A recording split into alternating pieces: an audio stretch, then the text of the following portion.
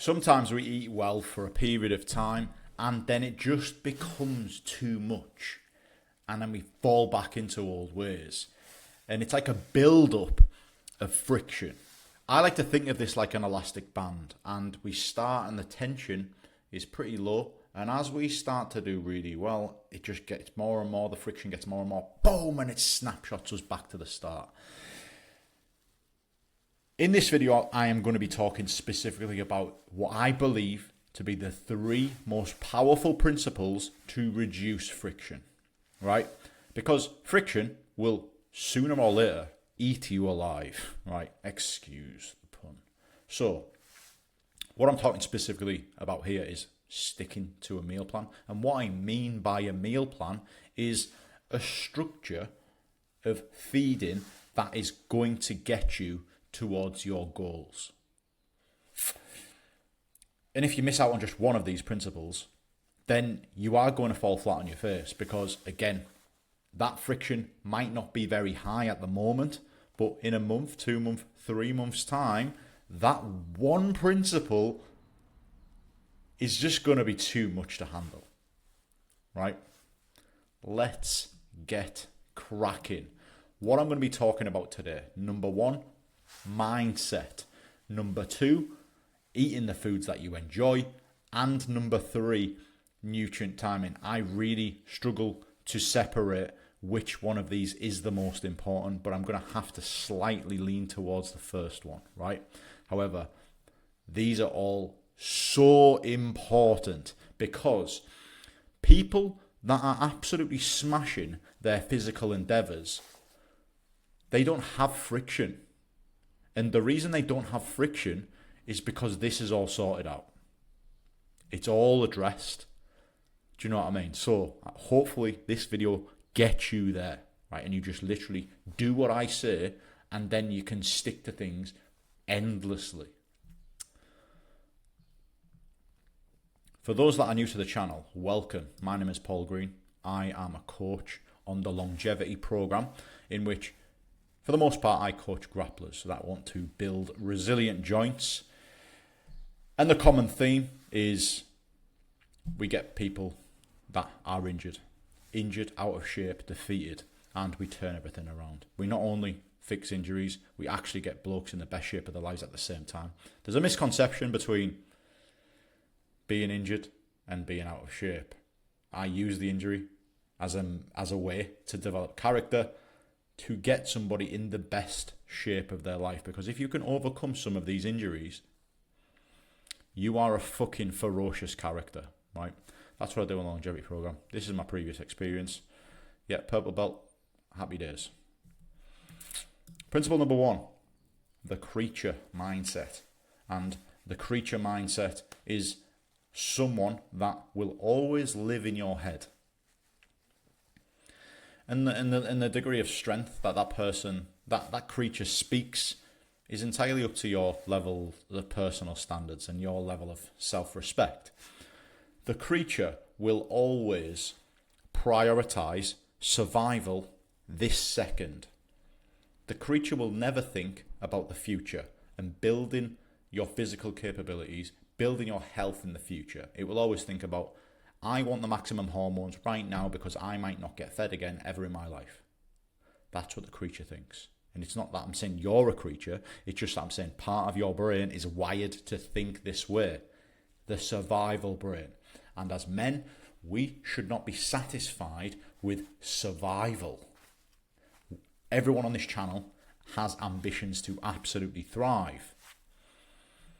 So, the creature mindset. And if your mindset isn't of somebody who can actually execute their physical endeavor, it's ultimate friction because you are with your mindset every second of every day. Your thoughts, your beliefs, and how you problem solve will lead you to be at a crossroads probably 300, 400, 500 times per day. If your mindset is 1.0 and it's infiltrated by the creature, toxic creature, then there is going to be friction at all 500 of them decisions that you have to make in the day. And that is awful. It's so bad.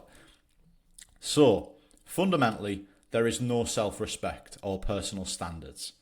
And what we do on our program is we basically instill that before they even start training, before they even start a meal plan.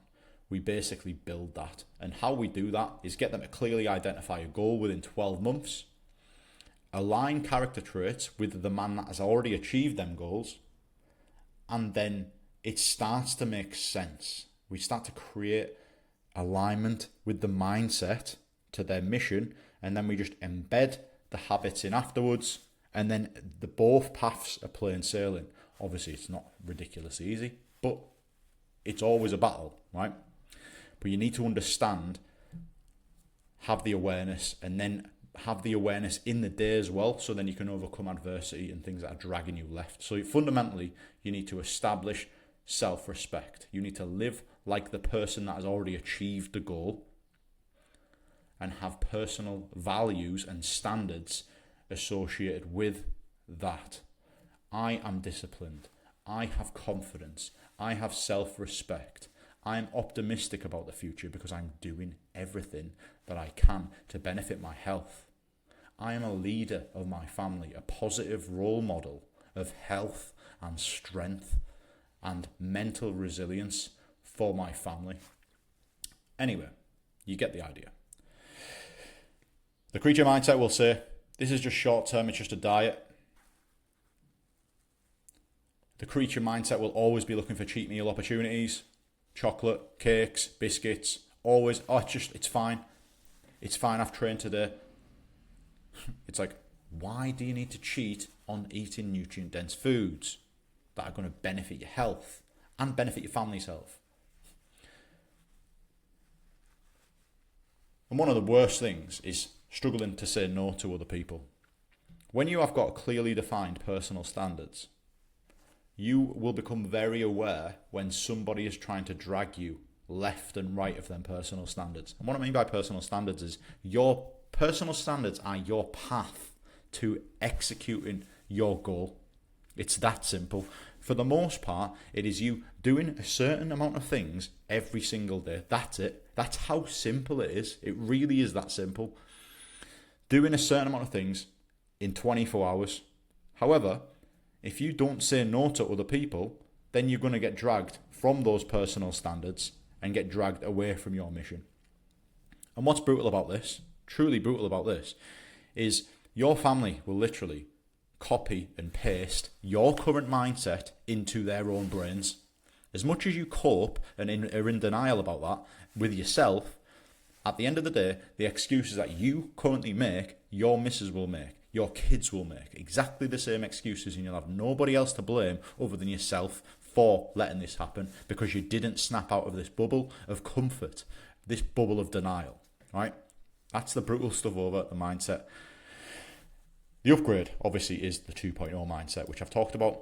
You need to live, think, and problem solve like the man that has already achieved the goal. So you need to think about your goal, which is a great start. Goal, not necessarily next week, next month. Your goal, your physical goal within 12 months. And then, I've achieved that. How did I achieve that? That is your personal standards. Do you know what I mean?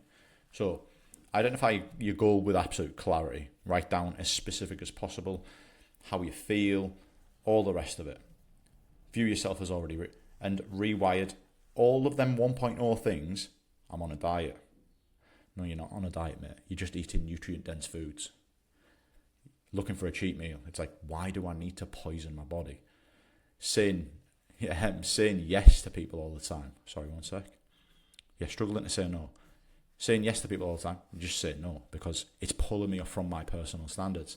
Obviously, you've got family commitments. That's absolutely fine. But it doesn't mean that you always have to be at the victim of somebody else's personal standards. Because every time you say no, you are saying yes to your own personal standards. Every time you say yes, you are saying yes to their personal standards. There is absolutely no way on this earth that you can achieve your physical goals while saying yes to everybody else. because that's their goals. And hopefully there is not many of them people pleasing on this channel, and if so, then just growth mindset. We can work this out just by thinking a little bit differently. So all them negative things that you think, I'm on a diet, this is shit, I'm not eating the right foods, I hate this food, blah, blah, blah, blah, blah, blah. Mourning. Sounds like a teenager, doesn't it, really, when you actually lay it out and you actually remember and recite what you're saying and the excuses that you tell yourself. It sounds like a teenager. It sounds like a teenage girl that's mourning about eating vegetables. And I wonder why the teenage girl is mourning like that. Maybe it's because you have the same excuses. Right. We've talked about the upgrade. Yeah, the upgrade comes from the goal, it comes from the clarity, and it comes from you identifying the character traits, how this person, the character traits associated with achieving that goal, how you overcome adversity, and how that man lives his day in order to achieve that goal. This is a really important one. Principle 2, making sure that your meal plan is packed full of foods that you love. Secondly to that, they must be easy to prepare. So if you love eating a really complex lunch that takes 3 hours to cook, you're not going to stick to it. So making sure that every single time you eat, you are absolutely over the moon that you are about to eat that meal. It sounds so simple, but for some reason, people don't do this enough. Like, make sure, specifically, you are eating your preferred protein choices. You know, if you don't like tuna and chicken and white fish, then don't eat tuna, chicken and white fish. Eat the protein choice that you really enjoy eating, that makes you feel great. Carbohydrate choices. Make sure you're choosing carbohydrate choices that you really enjoy eating. Now, there is a little bit of nuance to this, because some of your preferred carbohydrate choices may not actually be very good for your digestive system. Now, a perfect way of figuring this out is, does it make me feel bloated and give me gas? If that is actually what happens, then you need to probably make a swap with a different type of carbohydrates. For me, I really love potatoes. However, they give me a stomachache, so I can't eat them. Why would I eat something that gives me a stomachache?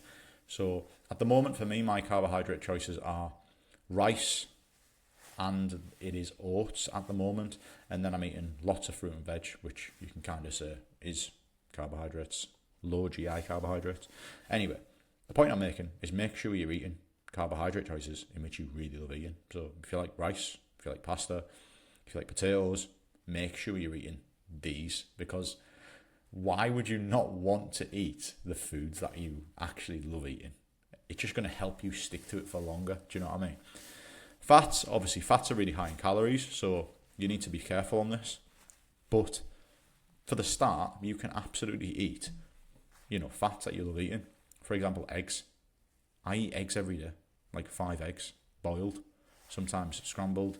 So if I'm eating eggs every single day, why can't you eat eggs every single day? It's absolutely like animal fats, eating, say 10% ground beef with eggs. Like, great healthy fats that make you feel great. So absolutely have these foods. They're going to make you feel amazing. If you feel amazing, you're going to be performing amazing. And then it leads me on to the next point, but I'm going to talk about myself in a sec. Just give myself a personal example. I've already mentioned beef and eggs, right? So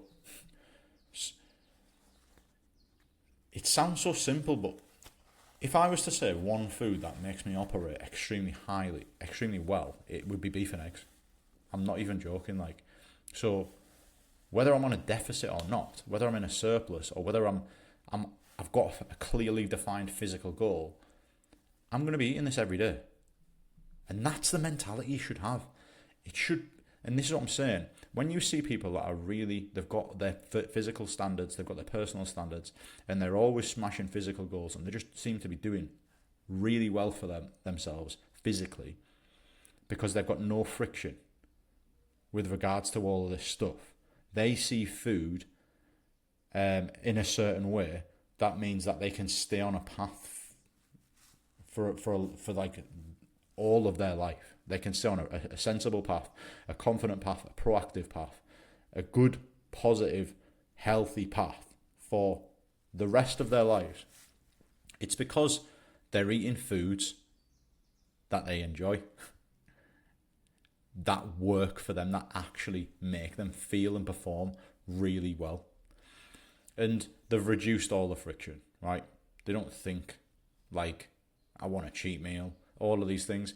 Because when you have the foundations in place, you can have the cheat meal, right?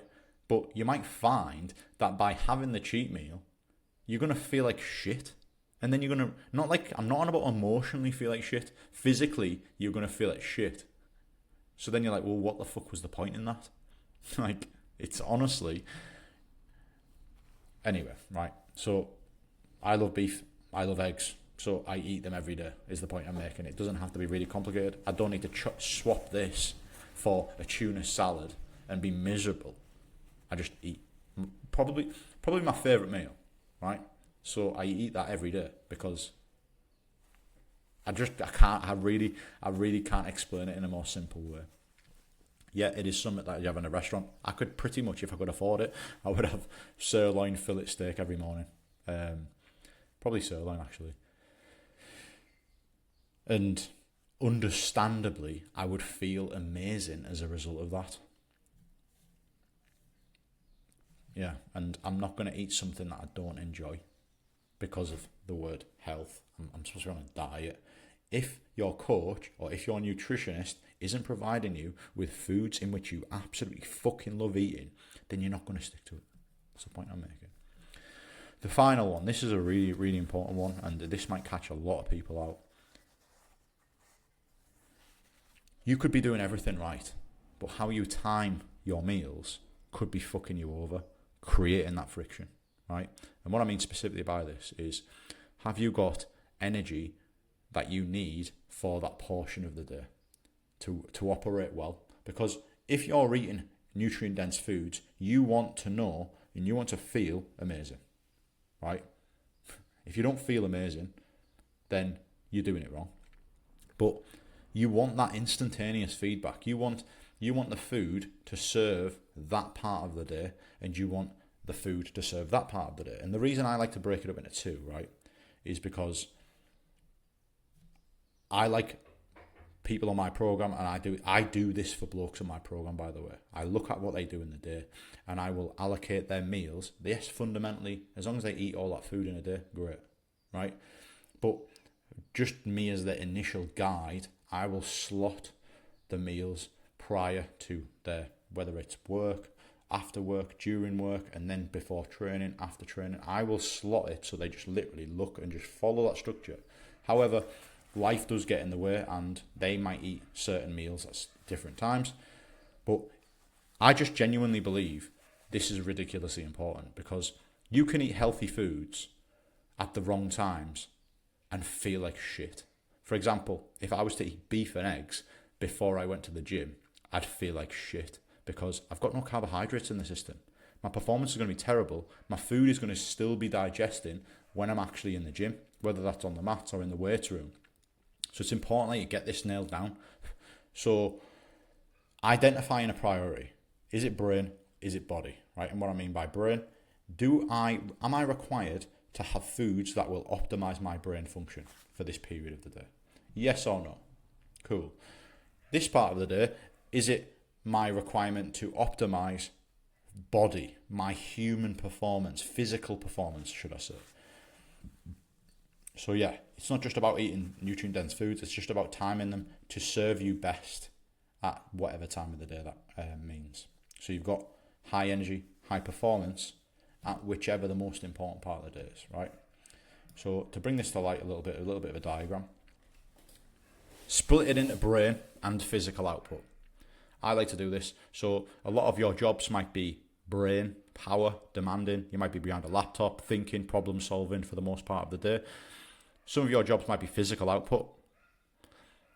Some of your jobs might be a mixture between the both. But let's just talk about work as being the priority, and we'll talk about your training as also a priority as well afterwards. So I will use my example. I am straight away, early morning, I'm doing my YouTube video. I've got my plan for the video. I'm just rattling it off now. I haven't eaten yet. So water, coffee, so my brain function is high. After this video finishes, I'm going to have my protein, I'm going to have my fats, I'm going to have my vegetables, and then I'm going to catch up with all my clients, right? All my mentally demanding work, I want to give my clients the best version of me. So I don't want to be eating carbs, right? What do carbs do? Carbs give you, they give you that like slump because they're in your system. They zap water into your stomach. And again, I don't need to talk about the theory. If I just tell you what to do, right, just do it. Simple as that, right? But yeah, brain function, you want to be eating these foods, eggs, beef, whether it's chicken, whether it's salmon, all of this good stuff, right?